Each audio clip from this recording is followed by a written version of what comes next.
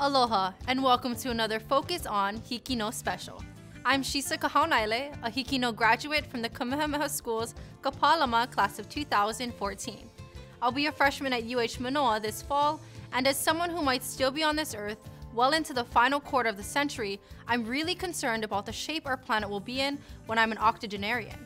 This seems to be a common concern among HIKI NŌ students because time and again their stories have gravitated to the subject of how to take care of this fragile ecosystem we call Earth.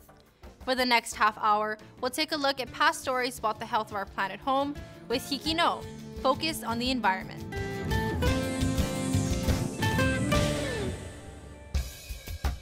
Our first story studies how a community adjusts to a major change in lifestyle that is good for the planet, but takes away one of the conveniences of modern life. Here's what students from HP Baldwin High School on Maui observed during the aftermath of that island's ban on plastic bags. After the January ban of plastic bags, Maui County sought to find other alternatives to fill the void. It was much worse. With the trade winds, all these fences all along the outside, the trees, all the litter screens, everything was usually full every day, even though we'd clean it up pretty much every morning. By the end of the day, everything was full again. The public, they used to come in and complain all the time. Nobody's come in. Everybody that does come in is saying, oh, everything's so much cleaner. They look at the fences, the trees, there's not any bags on them. So yeah, there's a big difference. Some Maui businesses were already prepared for the ban. We've always had paper bags. We never used plastic before, so we didn't really have to change. To go along with our mission and our vision for our company, we've always used recyclable bags. But we have one type of reusable bag that we sell.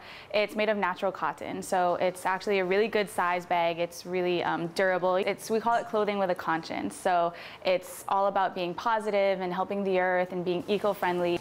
But it's also forced many Maui businesses and residents to find other alternatives to plastic bags. We've been asked to take on the cost of the paper bag versus the plastic. The paper bag, the cheapest one that we found is about 8 cents per bag. The plastic, on the other hand, the cost of that was less than a penny. I always try to remember when I get out of my car to bring in a reusable bag, but if for some reason I forgot, I just carry it out myself or put it into my purse once I have purchased the products. Although the assumption is that the ban only affects businesses and consumers, the community had to find other alternatives for daily uses. It makes it very hard to clean up after my dog Marley. We've had to try different things like picking it up with newspaper and making a little scooper out of the newspaper, but that's kind of hard.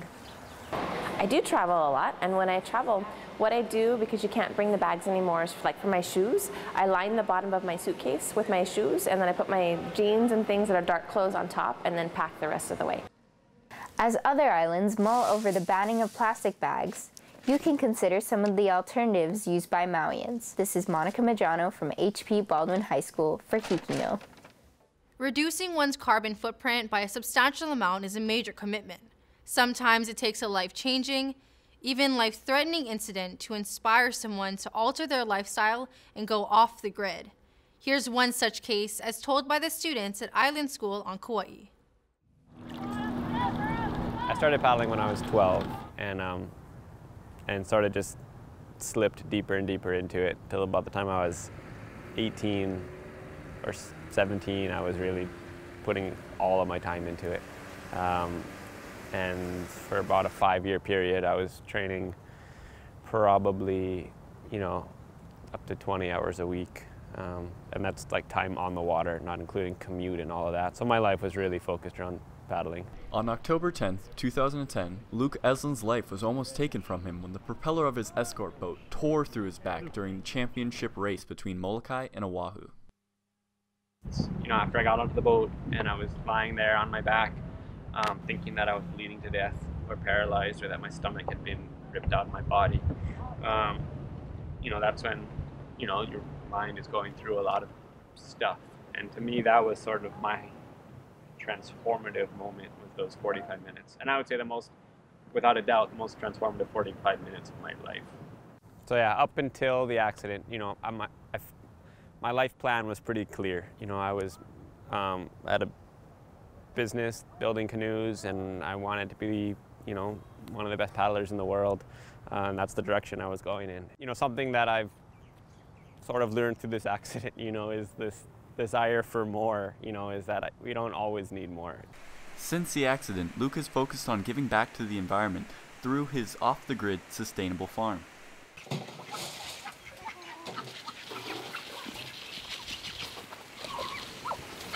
We have a piece of property, you know, and the goal is basically to reduce inputs or eliminate inputs is the ultimate goal, and also outputs, you know. So every time we have a river that we have to cross to get to our property. So for me, that's like the barrier line. It's pretty obvious when I'm carrying something into that or carrying it out of that, you know. So normally in a property, you know, you're taking food in and taking trash out.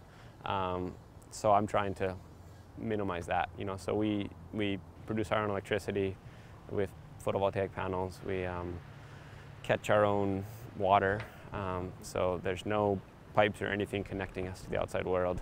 We have a really good existence right now where we're living. You know, we have 6 solar panels, which produces very little electricity, you know, and it means we can't, you know, turn our TV on at night if it hasn't been sunny, or we can't wash our clothes, you know, unless it's beaming hot out. So, but that's fine with us, you know, and it makes us live with what we have. And that sort of concept I've really applied to the rest of my life, and especially our business, you know, and this idea of it's good where it's at, you know, and let's perfect this.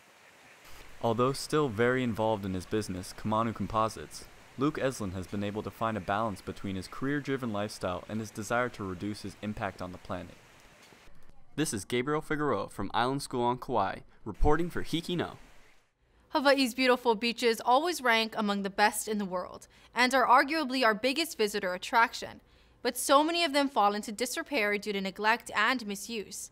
Here's a story from Keaau High School on Hawaii Island about how one waterman's vision turned into a community effort to clean up Big Island beaches.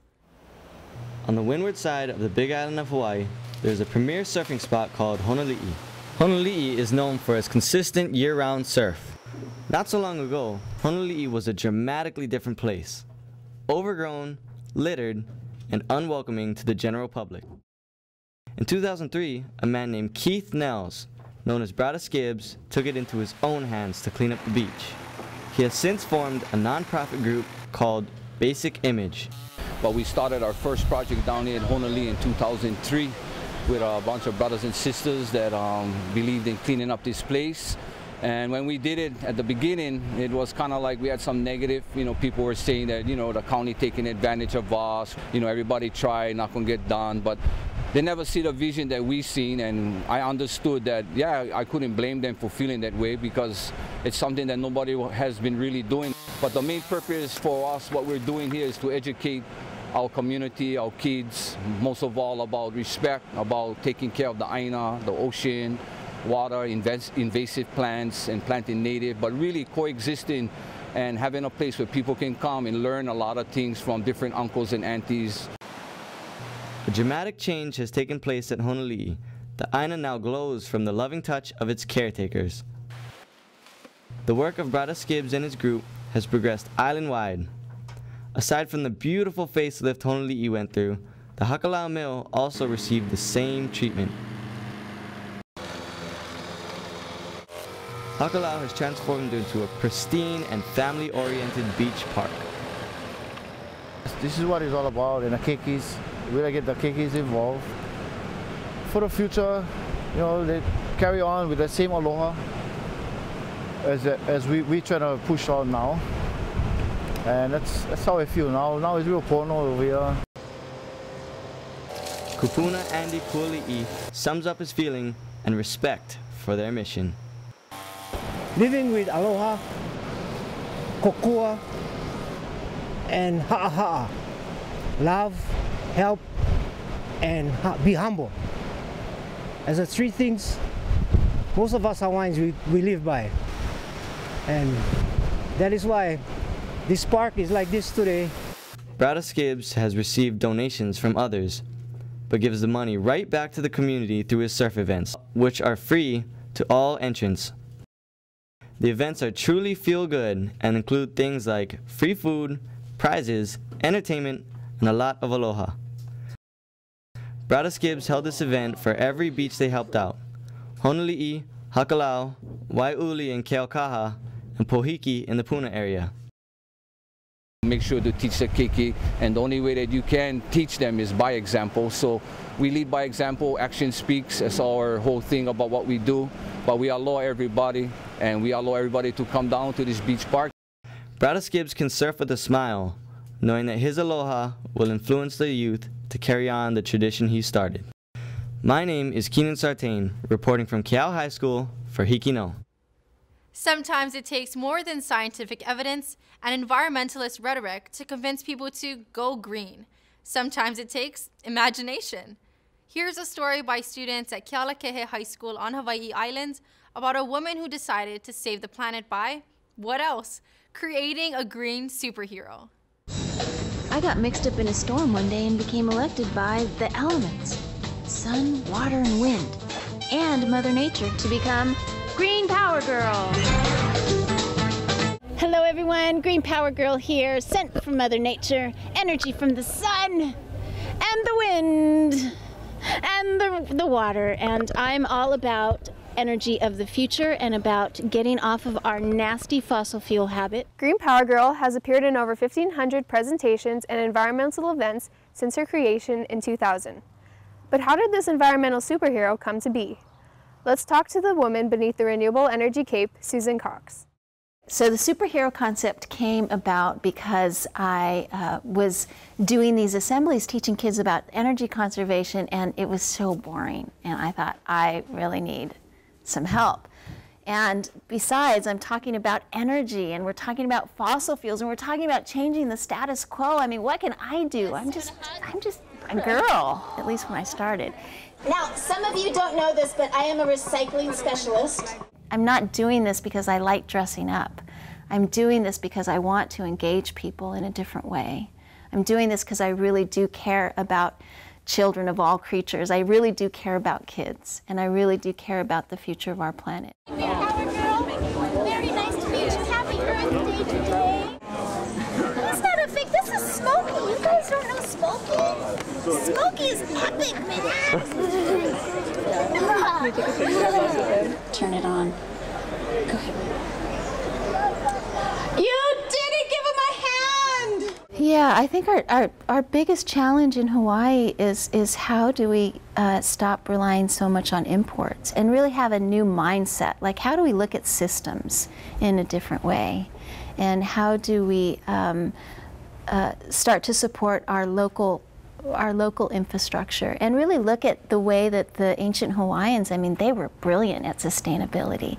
The ahupua system and how they grew their food and how they traded the things that they needed was a really good example of sustainability, and it wasn't that long ago.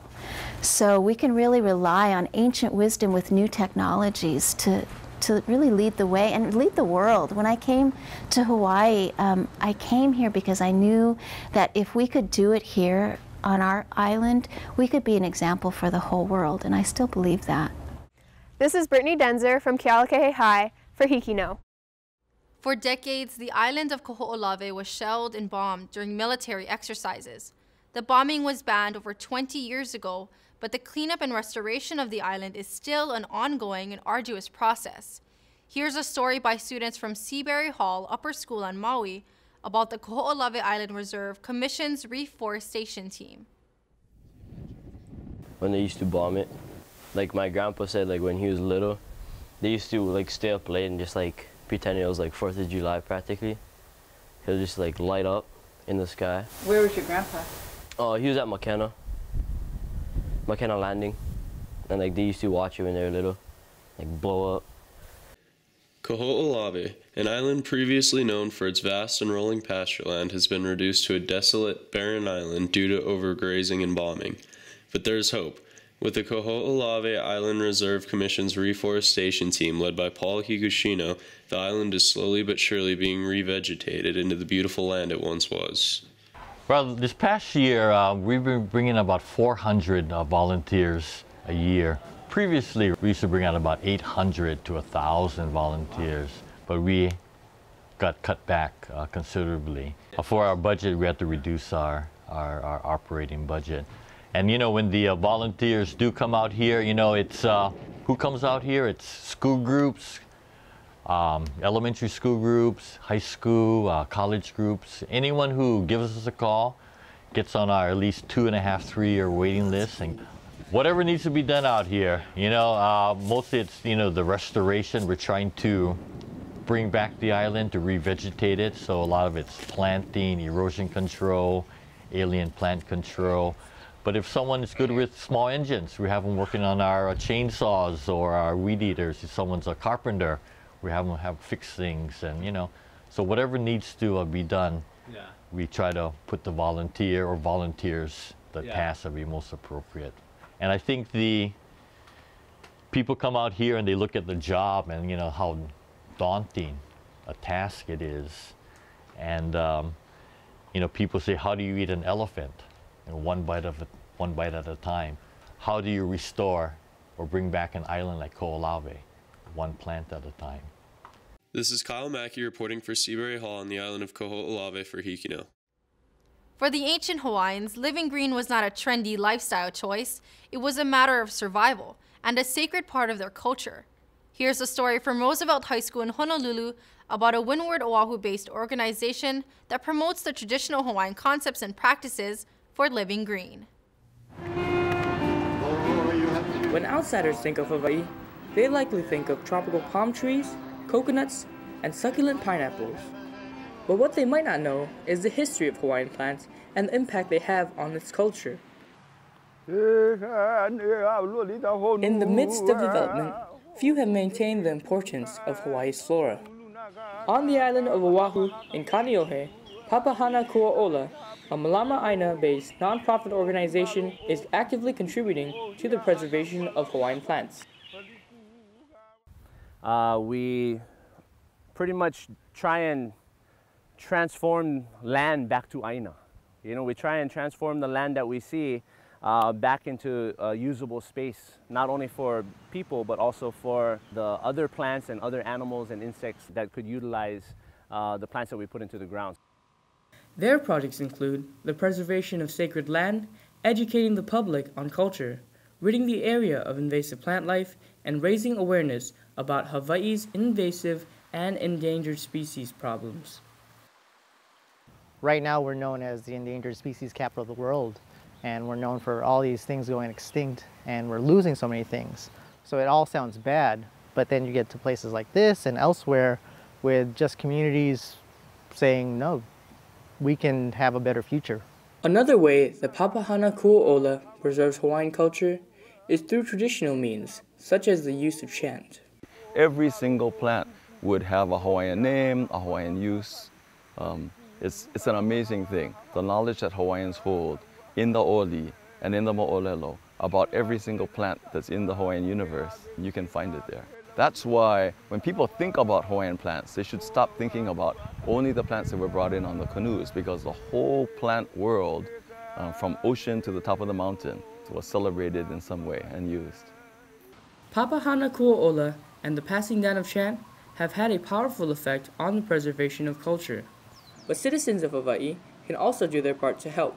You have to think about Hawaiian culture as having its roots way in the past, and yet still a living culture and moving forward into the future. There are certain things that require very serious research to make sure that what you are learning has its roots way back in the past. You cannot just make stuff up. You know, to preserve the Hawaiian culture, I think the easiest thing to do is to just try and live it. You know, you don't have to go out and you know, learn to speak fluent Hawaiian and have to dance hula or have to practice lua or have to, you know, it's just one component of that would be good, or just being respectful to the land and basically understanding the land of that which you live. If we can maintain the true Hawaiian roots, maybe the flower that is Hawaii can blossom. This is Victor New from Roosevelt High School for HIKI NŌ. Sometimes a community's cherished traditions are threatened by the need to protect an endangered species. The true test of that community's strength lies in its ability to deal with and resolve such conflicts. Here's a story about one such community struggle by students at Chiefess Kamakahelei Middle School on Kauai. For as long as anyone can remember, high school football games on Kauai have been played at night. So, it's unusual to be playing a game under the sun rather than under the lights. But as of the 2010 KIF football season, the County of Kauai has decided that the traditional Friday night football games be moved to Saturday afternoon. But why? It's because of this little guy, the Nuo Shearwater, an endangered species found only on Kauai. These birds are unique and they're very special to Kauai, and that comes with a responsibility. So we need to work together to protect them and make sure that they're here for future generations to come. The bright football lights can confuse the birds when they're on their first flight out to sea, and they can crash into the ground and sometimes they'll die. Because their population is declining so rapidly, we need to do everything we can to prevent this from happening. But others may not agree. They look forward to their senior season in the lights with a full crowd of fans, band playing, you know, the fans behind them, and that was all taken away. And we have day games, which is in the hot sun. Our fans are half here, half gone. In my opinion, I like the nighttime games better, only because it's more comfortable to watch the game. I have to ask off from my workplace, and that's income that I need to take care of my family here. Although it would be easy to point fingers, Mayor Bernard Carvalho can't do much about it. We have various amounts of night activity. So the biggest issue is coming up with a plan to address the lighting at night, which means that, number one, for some facilities, we would have to actually turn off the lights. And in this case, the price to pay is Friday night football. If we choose to continue the Friday night games, the county has to pay a different kind of price. Otherwise, we could be charged with paying for each bird that is injured or falls from the sky due to the lights at $10,000 per bird. Hopefully it's not permanent. We want to make sure that we offer every opportunity for our families and our players to play at night. I know it's so exciting at night, but we need to be very responsible, and we're trying our best to make it sure that we are following the laws that are before us. Well, it's not really a black and white issue. It's not, can we have football or can we have birds? I think we all need to work together and find a solution to the problem. Currently, the County of Kauai is searching for that solution, but until they find it, the lights will remain off for football on Kauai.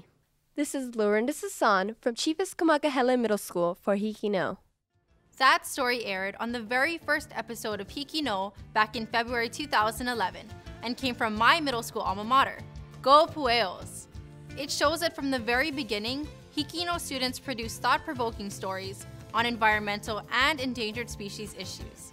On our next Focus On special, we'll take a look at another common interest of HIKI NŌ students, local businesses. So be sure to tune in next week to HIKI NŌ, right here on PBS Hawaii.